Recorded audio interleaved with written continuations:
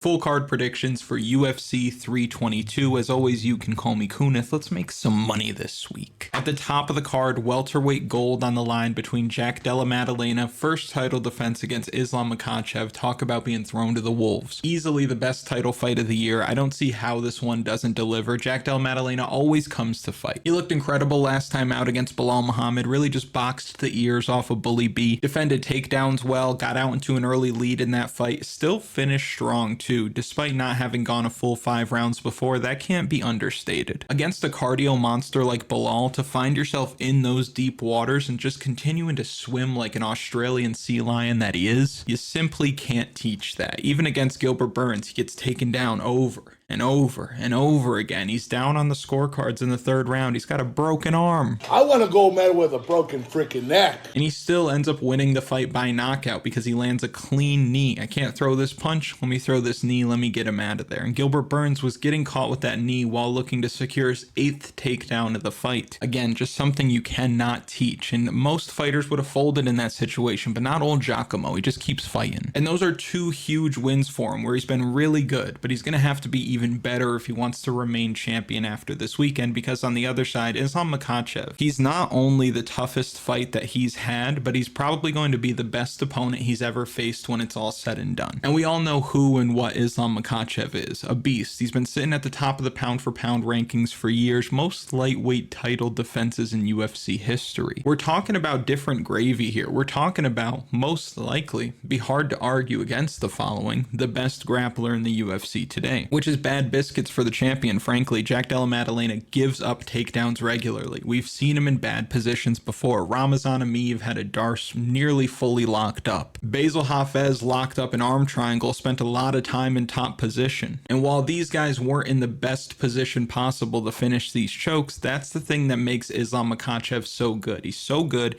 and he's so damn strong that he doesn't need to be in perfect position to finish these chokes. You've probably seen stuff about it now because he's done it enough times and people have started to pick up on it, but he's darcing guys without even having it like fully locked in. He's getting that very short hold, not even like halfway down his forearm, just crushing anything between wrist and chest. And even with arm triangles, you saw it against Drew Dober. He was basically in half guard, goes across Drew Dober's body, is able to get him out of there with an arm triangle, and that not only shows crazy strength, but it also makes it impossible to get out of, because when you get arm triangled, right, the best defense is to roll away from the guy.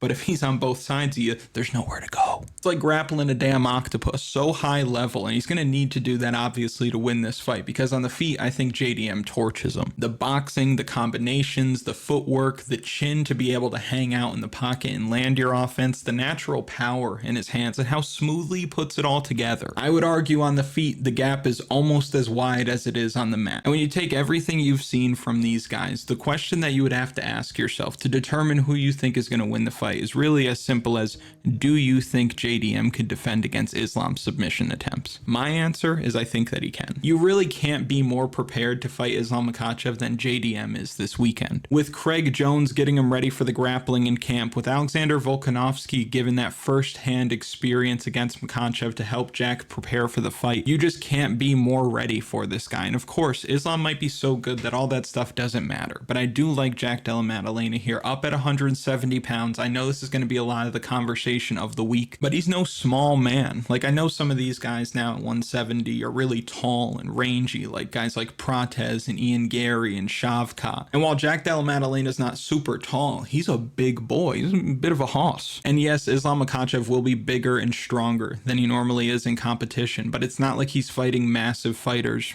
down at 155. Moicano, Poirier, Volkanovski, Charles Dubronx. These are his last 4 opponents, all former featherweights, or not even all former, because Volkanovski never fought at 155 again. Islam was the big guy down at that weight class, and now he's giving up a little bit of size. On top of that, you go through all the guys that he fought at 155 pounds. Dubronx, Drew Dober, those are big punchers, but outside of that, these really aren't the heaviest handed guys going. I expect Jack Della Maddalena to hit him harder than he's ever been hit before. And like we talked about in the lead up to DDP and Chimaev, DDP was always the younger fighter who was more athletic than the guys that he was beating. Against Chimaev, he was slightly older than Chimaev. I know months, you guys struggle with months in the comments. The point is he ends up being the older fighter in that one, the lesser athlete, and then the result was what it was. And we're in a similar situation. Islam has always been bigger, stronger, younger than the guys that he's fighting. Now he's on the opposite end of that equation. Size, punching power, preparation, youth, being smack dab in the middle of your prime. I think the line is a bit too wide here. I think the Aussie holds on to his title. I think he's better than people expect. We picked him to beat Belal Muhammad. He ends up showing up and looking great against Belal Muhammad. Now I know that Islam presents different challenges, more of a threat on the mat, better at getting the fight down to the mat, but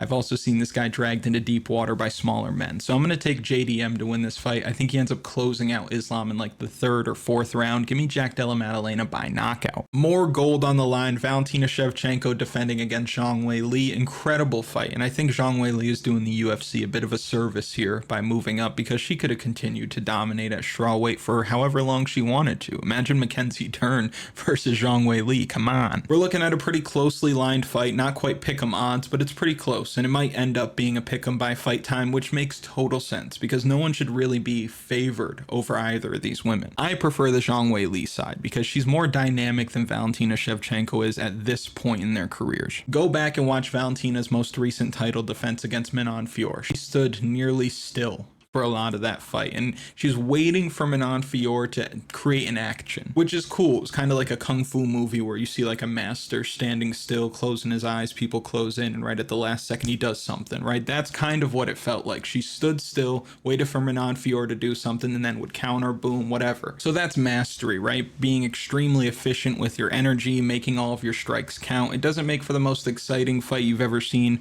but it's winning MMA. But she doesn't have those moments without Manon Fior doing something. And Manon Fior was very linear, I'm coming straight at you on a straight line. I'm going to look for these takedowns, but I'm not a great wrestler. And then when she did go for broke, Valentina ended up hurting her and she won the fight as a result. And before that, we watched her fight Alexa Grasso, where she got takedowns every round, controlled her on the mat, minutes slowly drained off the clock. And you can say it's another boring outing. I don't know if this is somebody we're considering an exciting champion right now, and that's fair to say. But with these recent fights, she's either laying and praying her way to a win or standing and waiting to counter, and I don't think either of those things are going to work against Zhang Weili, because on the feet, Weili is bouncy, she's switching stances, she's throwing shots while she's closing distance and looking for takedowns. When she does get the takedown, she's not just sitting there, she's getting damage off, she's looking to finish the fight. The striking numbers favor her here, the striking differential favors her here, and she's the one that's going to be making more happen, while Valentina Shevchenko is just going to try to continue to counter strike. Maybe if she does get a takedown, just try to hold Zhang Weili. It's just not going to be appealing to the crowd,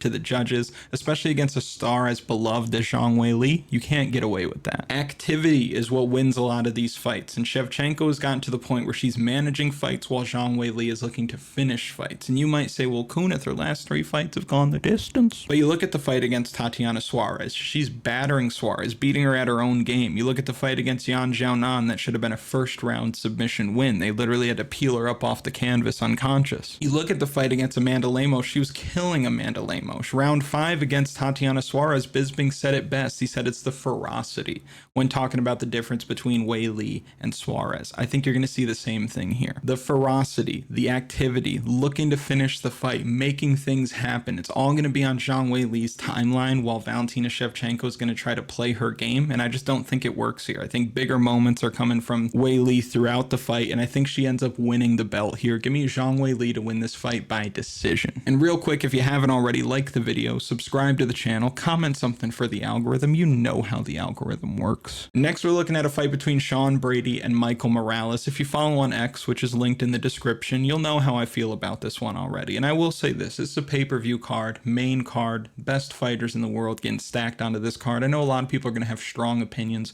one way or the other. That's totally fine. But I don't want to hear about Michael Morales is going to snipe Sean Brady. He's going to sleep Sean Brady. Sean Brady is going to submit Michael Morales, and I think he makes it look easy. I respect the athleticism coming from Morales. Big, young, fast, hits hard, coming off a back-to-back knockout wins, longer than Brady, taller than Brady. I know Brady got TKO'd by Belal Muhammad, which a lot of people keep reminding me of. I know, I saw it. But the idea of, well, Belal finished him, so Michael Morales being a better finisher should absolutely finish him. That doesn't work. I can't get behind that because you have Belal Muhammad, who's an elite MMA wrestler. A lot of people talk about the TKO finish. They don't talk about Brady going 0 for 5 on takedown attempts because Belal's so great at keeping his feet. 90% takedown defense throughout his UFC career. We watched Michael Morales get taken down by Gilbert Burns, Adam Fugit, Trevin Giles, and you can say, well, look at how all those fights ended. But you can also say, what happens if Sean Brady gets all those guys to the mat? We saw what happened with Gilbert Burns. He couldn't get back up. It was like a kitten under a bucket. He couldn't get out. He looked like he was under a car, and that's kind of what happens when Sean Brady gets takedowns here. He's so big, he's so strong, he keeps such good downward pressure and good control that these guys just, they look like they're stuck. And if Brady does get a takedown here, he's going to get to that half guard position and he's going to finish the fight. He's either going to win by Kimura or he's going to throw that guillotine like you saw against Leon Edwards, where he got up and under his neck from half guard and then finished the guillotine there, grabbing onto his own shorts and then cinching it up. Crazy stuff. Never seen a guillotine set up that way, and he dominated Gilbert Burns over 5 rounds. We've never seen Gilbert Burns out grappled like that ever. Kimura Kelvin Gastelum, and that doesn't happen either. And that was after ragging KG for 2 rounds, and that's a big boy as well. People love to point out the flurry from Chiesa at the end of their fight, or the TKO loss to Belal Muhammad, but he beat Chiesa,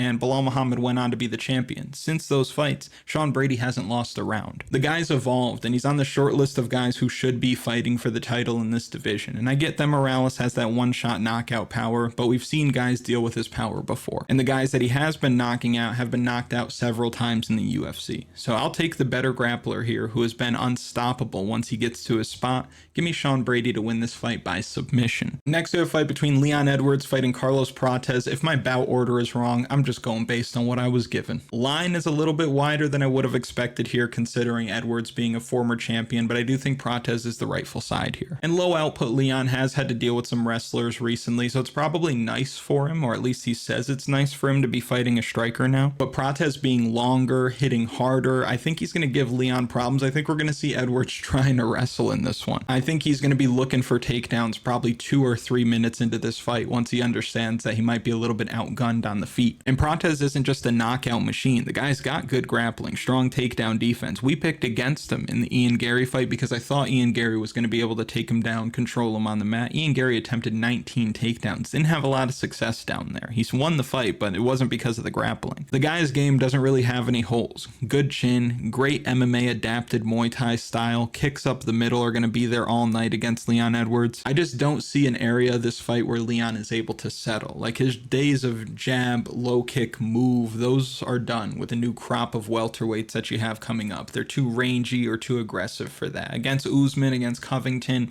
that worked. But against guys like Gary, Prates, Morales, Shavkat, Brady, it's not going to fly. I think Prates does what he does best here. Confidently goes out there, lets his strikes go, is the one pressing forward for most of this fight, and I think he finds the mark at some point, probably in the first or second round. And I know Edwards has never been knocked out, but this is the biggest knockout threat he's ever faced. So I'll take the Brazilian here to get it done. Give me the nightmare. Give me Carlos Prates to win this fight by knockout. Next, we're looking at Benoit Saint-Denis fighting Beneil Dariush. If this was a few years ago, I think the choice would be clear. Peak Benny Dariush would take this guy's lunch money. But the current version is not one that I can trust because it's a bit of a chinny mister, and I don't think his chin's going to hold up this week. If you're following closely, you know what's been going on. Moicano dropped him in round 1. Arman Tsarukyan put him out in around a minute. Charles Dubronx put him out before that. And he's been knocked out plenty of times in the UFC. Benoit Saint-Denis just ran through Mauricio Hoofy, so the recency bias has got the line inflated a little bit here. If you made this fight like right after the Dustin Poirier fight, I think people would be on Beneil Dariush a little more. But if he just goes out there and strikes, I think that he runs through this guy and puts him out in the first round. And I think his team knows that, right? Like Benoit Saint-Denis, he wants to grapple everybody, but just don't. Just punch this guy. He's going to go down. I don't think it would be wise to try to grapple here. Beneil Dariush is still better on the mat. And we saw what Moicano did to Benoit Saint-Denis on the mat. It wasn't even close. And we watched Dustin Poirier really wear Benoit Saint-Denis out with guillotine attempts. So I think the grappling here is not something that would suit Saint-Denis at all. But if he wants to strike,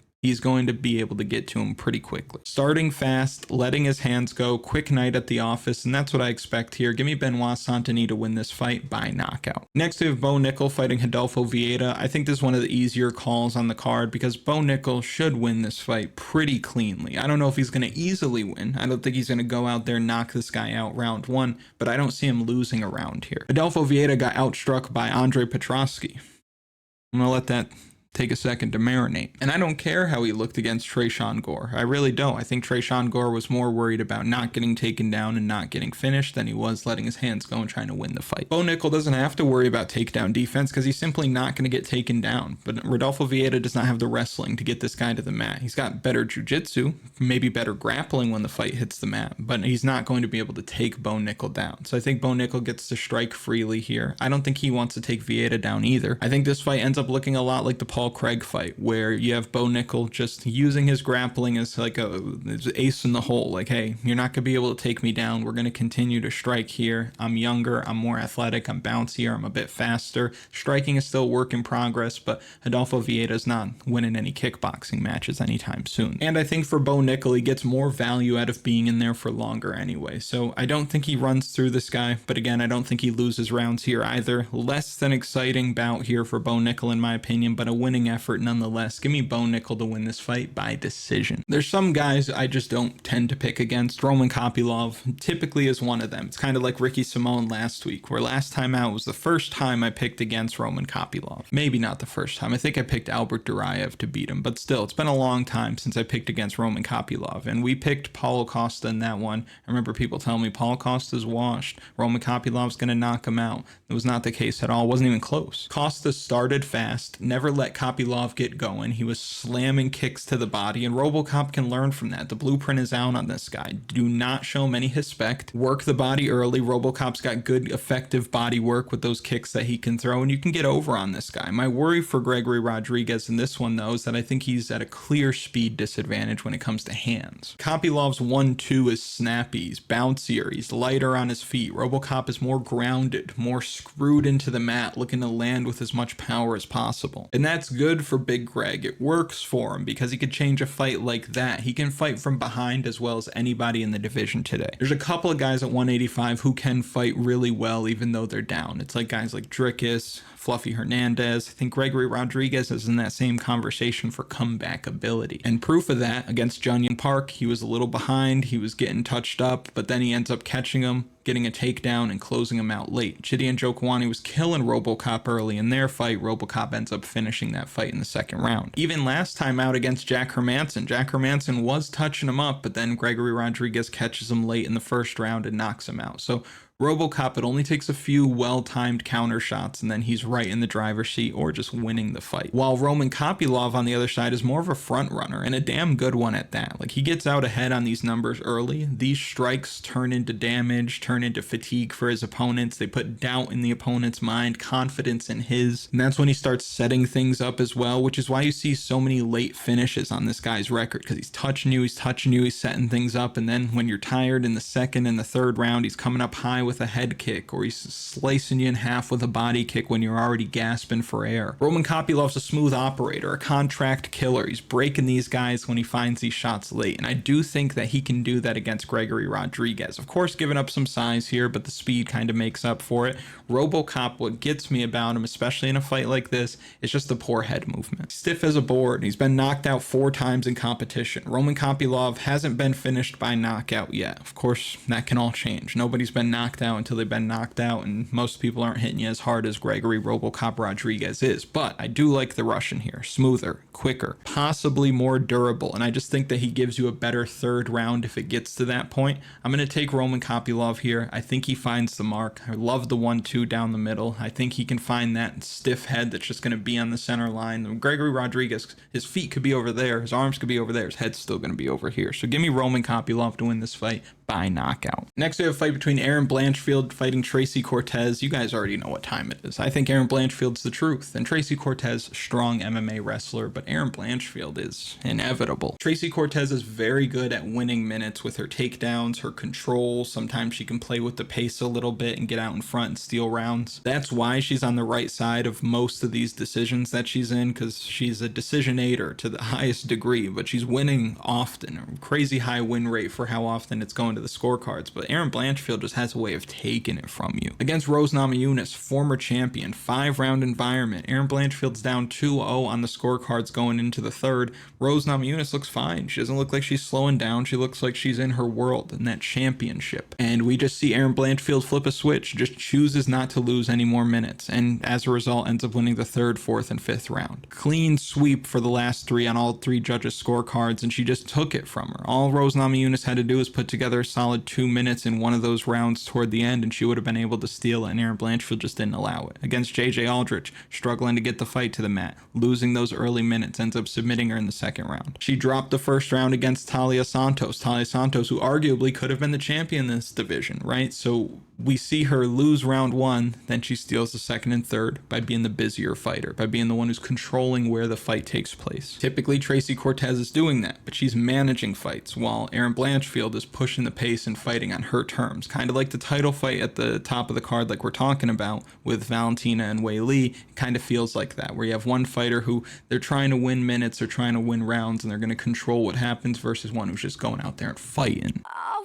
You. Plus, this is a rematch. These two fought years ago. Erin Blanchfield was 19 years old. Tracey Cortez was 25 years old. Tracey Cortez gets the win there. Erin Blanchfield's first career loss. I don't know Blanchfield personally, but based on the way she fights, based on the way she responded to Macy Barber pulling out on fight night not too long ago, she strikes me as somebody who's ultra competitive, like the type of person who you're playing Monopoly with. They got $130 left and no property, and they're like, nah, keep playing. I could pass go and get something going. Just never gonna stop. And I think her having lost this one before is a little added motivation to get that back. Eventually, I think she ends up fighting Manon Fior again and winning that one too. Kind of GSP-esque, right? GSP only lost twice, and the two guys that beat him, he spun the block and ended up beating those guys. I think Erin Blanchfield is cut from that same kind of cloth. I think she gets her lick back this week. Give me Erin Blanchfield to win this fight by decision. Next, we're looking at Malcolm Wellmaker fighting Cody Haddon. Cinema. Fun one at bantamweight. Cody Haddon coming off of a big win in his UFC debut over a very tough Dan Argueta, and he just showed that he's got that Triple H in him. Hips, hands, heart, stuffing takedown after takedown, piecing Dan Argueta up on the feet, throwing punches and bunches, a lot of combinations, upstairs, body, back to the head. And we've seen him doing that throughout his entire career. When you go back and watch the stuff pre-UFC, that's just how he does it, right? He throws a lot of strikes, mixes up his targets. He's very good on the mat as well. Just a strong athlete, hard-nosed guy. His only career loss was very early in his career. I think he was like 3 fights in and fought Steve Erceg, so no shame in that. Lot to like about Cody Haddon here. I think he's super live at these odds. And I can see why Malcolm Wellmaker is favored here. He's nuking guys left and right. Unnatural power for bantamweight. And it's not like he's getting there because he's throwing wild punches. He's landing cleanly on these guys, and he's setting it up well, and he's got all the confidence in the world that when he connects, these guys are going to go down. And proof of that is you see his hands get a bit low. He uses a lot of head movement going backward, which can be scary, but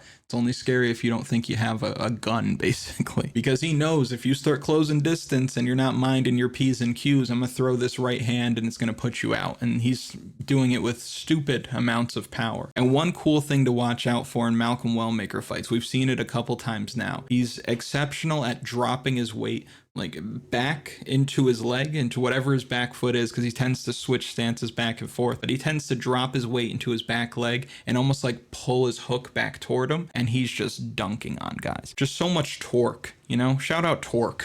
We saw that on Contender Series. He's moving backwards, lands a clean right hook over the top, again just pulling it back almost into his pocket, right behind the ear. The guy face plants and he ends up getting a UFC contract because of it. We saw a cleaner example of it. Go back and watch what I'm talking about here. Cameron Simon. That lead hook that he lands, because Cameron Simon and him both decide to throw hooks at the same time, and he said mine's going to get there a little bit faster, and if it doesn't, it's definitely getting there with more thump. Just yanking it back behind his body and ended up getting the knockout because of it. The power he creates, the hand speed, makes him live to knock out anybody in this division. He very well might knock out Cody Haddon. That wouldn't be a crazy outcome at all, and I think if you're betting on Wellmaker, you might as well take him by KO, because I think that's how he would win. I think that's the only way that he would win this fight, but I don't think he's going to knock him out, frankly. Cody Haddon refuses to fight off the back foot, which is something we love, right? He's very aggressive, very forward, very active, and now he can get caught because of all that forward action against a sniper like Wellmaker, but if Cody Haddon stays in his chest, doesn't give him that space to load up at all, I think Haddon's going to win more rounds here. Malcolm Wellmaker's got a very cool style, very fun to watch, but I think if he loses, people are going to start questioning it because he does do some things that coaches wouldn't love, right? A lot of one and done stuff. He throws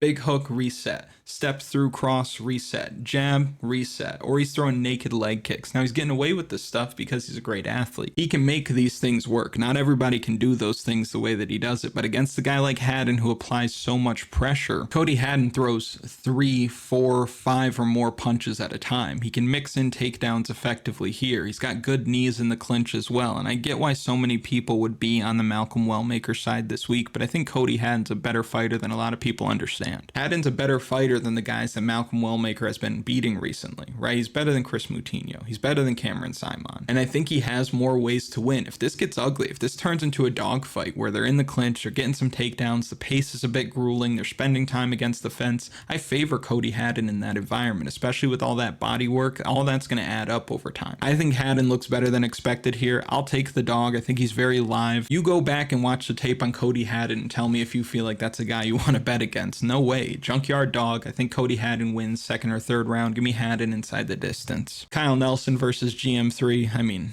we already know. The odds tell the story, of course, but I think Kyle Nelson is just going to spin that jaw. We saw Gerald Meerschaert land 3 strikes in over 3 minutes last time out. We're done. We're out of there. The time is up. 57 plus fights into your career. Very slow against somebody in Kyle Daukaus, who we just watched take Michel Pereira's head off. I think Kyle Daukaus knocks this guy out first round. Let's move on. Next, we're looking at Pat Sabatini fighting Chepe Mariscal. My favorite line on the card. It's worth hammering, in my opinion, but what do I know? We talked about this before as it pertains to Pat Sabatini, the strange and beautiful phenomena, something that simply can't be ignored. When Pat Sabatini has secured a takedown in a UFC fight, he wins. That's law. That's how good he is on the mat. And I don't mean like he gets a takedown and wins instantly. He doesn't take you down, immediately submit you. That's not what I'm saying. What I'm saying here is that he's so good on the mat that normally when he gets his takedowns, the round is pretty much over. He's either submitting you or the round ends with him on top or in a dominant position, and he's going to win the round because of it. But it also means that he's gotten you to the ground. He feels what you're like on the ground, is going to make any adjustments that he needs to, and is going to keep doing the stuff that's working. That's how good he is on the mat. Now for Chepe Mariscal, obviously is not lost in the UFC yet. Junkyard dog. Has fought a lot of high-level guys even before the UFC. Hell, he has a win over Pat Sabatini, split decision years ago. But we've seen Chepe Mariscal taken down in his last 3 fights by lesser grapplers, right? We saw Damon Jackson take him down. We saw Morgan Charlier take him down and out-scramble him a good amount of times. We saw Ricardo Ramos take him down, reverse him at a point in that fight. And Chepe likes to do his work in that clinch. He wants to get you down, throw you to the mat with that judo background, and then get in a dominant position, land his strikes, and do what he does, right? He's not somebody who's going to strike from the outside, touch you up, and knock you out that way. At least we haven't seen much of that in the UFC. He wants to grapple first, and people just aren't grappling effectively against Pat Sabatini. It just doesn't happen. And not only is he one of the better grapplers in the division, but this guy is constantly competing in grappling tournaments, competitions, bouts between MMA fights. The dude's a grappling fool, as some might say. So I think that Pat Sabatini is going to be able to get his takedowns here, or get his one requisite takedown to get his W,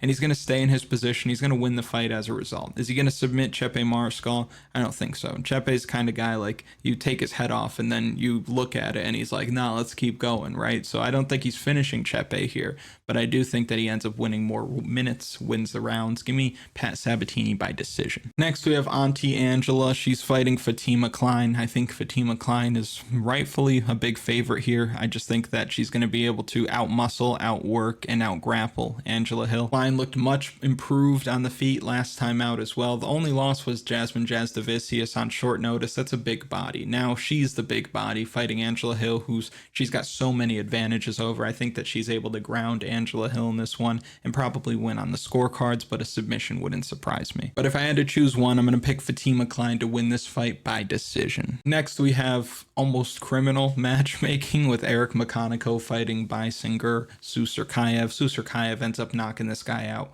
first round, probably like in the first exchange or two. not worth talking about. Give me Susurkaev to win this fight by knockout. If you wanted to get real freaky, you could take under a half a round in that one. And then lastly, Mateusz Camilo. He's fighting Vyacheslav Borshov. I don't know if this fight is still on the card. That's what I was seeing some spots that it wasn't, some spots that it is. We'll cover it anyway, just in case. We picked Mateusz Camilo to beat Al-Sawadi, excuse me. Al-Sawadi ends up pulling out, running for the hills, but that's okay. Camilo gets another fight against Vyacheslav Borshov, who has proven to be one of the worst grapplers in the division. Now, if he gets stuck on the feet, Borshov's probably going to beat him up, right? But I don't think that he's going to get stuck on the feet because he is really good on the mat. He would have beaten Gabe Green if he didn't gas out. We picked against him because Gabe Green was a bit of a bigger body, somebody who's hard to put away, somebody who can grapple effectively as well. But Borshov has just time and time again not been able to hang with these guys on the mat. I think Mateusz Camilo is going to be able to get him to the mat, get to a dominant position, and just kind of chill, right? Relax, take it slow. I do worry for him late. Like if we find ourselves in the late second, third round, you might even want to consider betting Vyacheslav Borshov live because he's going to drop round one. But Camilo, to me, should be able to take this guy down and control him and probably submit him before we get to the third round. If you've made it to this point in the video, thank you so much for watching. Make sure you like the video, subscribe to the channel, comment something for the algorithm, share the video if you want because that's good luck. I'm not going to tell you where I heard that, but I'll tell you, it's good luck. And I will see you later in the week for final picks. Let's go.